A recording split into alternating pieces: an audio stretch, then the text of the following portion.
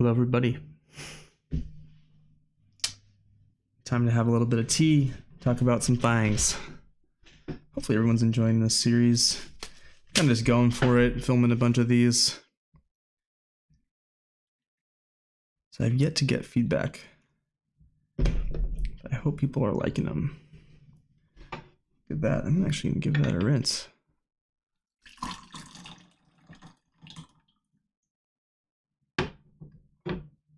Some green tea from Viet Sun Tea today. And I'm going to talk about time-tested wisdom.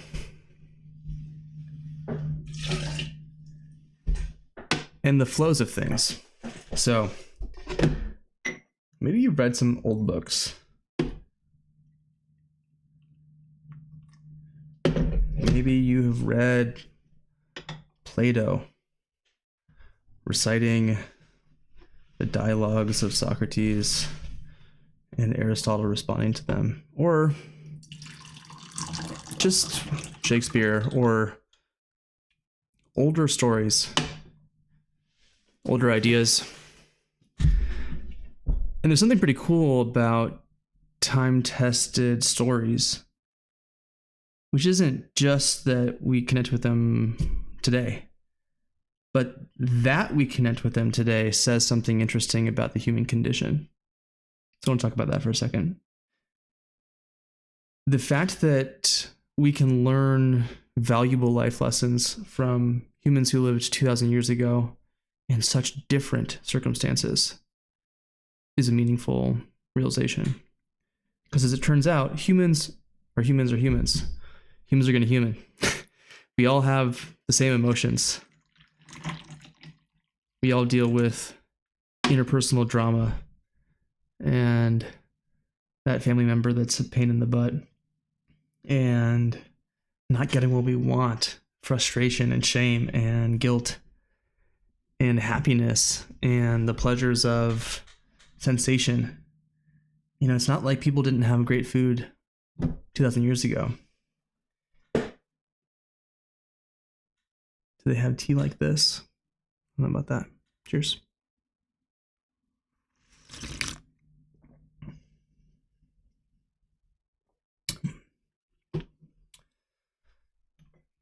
Yes. So the fact that we can learn something about people who have lived in the past says something interesting about what humans are like today and what we've always been like, which is that we are all similar. So maybe it's a good idea to not think as much about how unique we are in our modern world, but instead to tap into how similar we are to the past cycles of being human.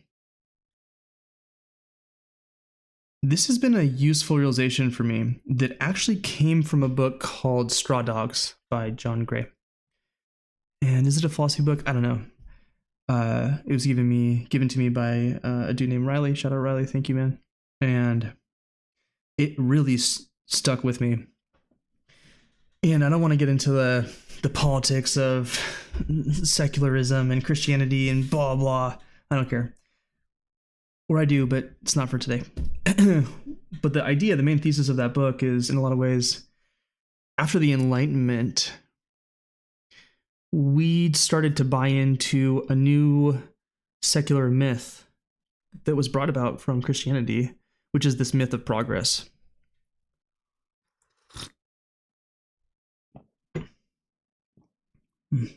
Yes.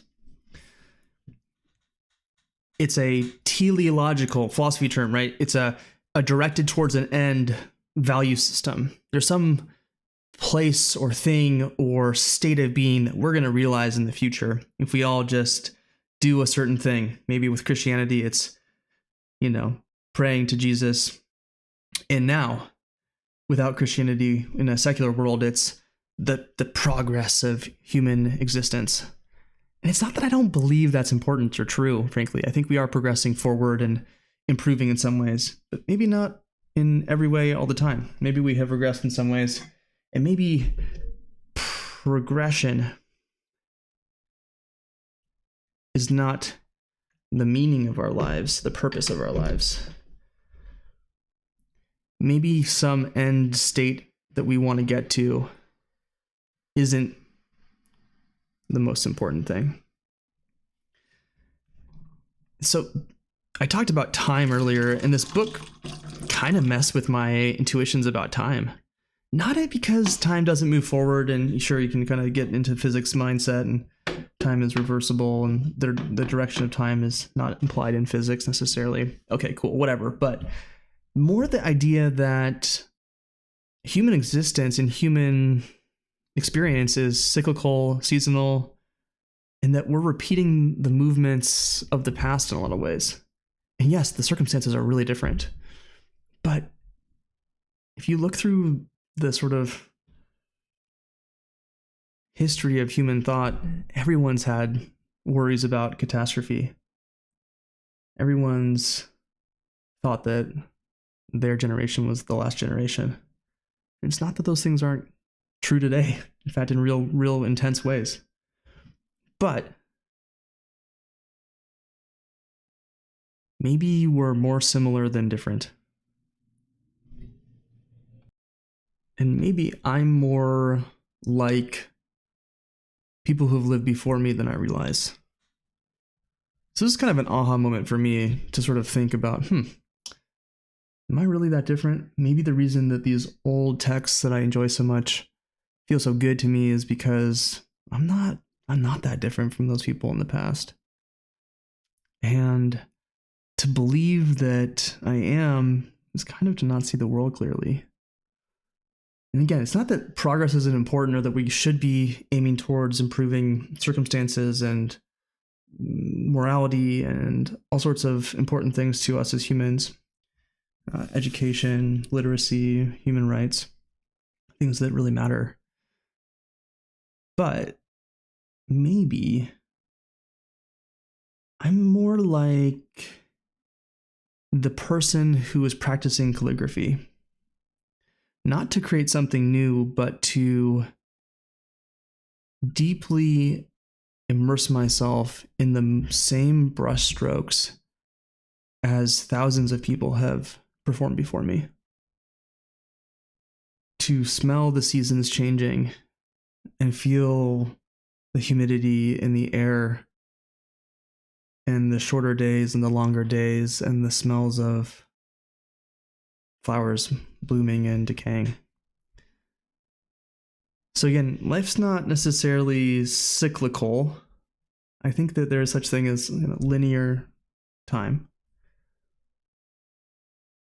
But I think that we are all a lot more akin to those who have been before us than we realize.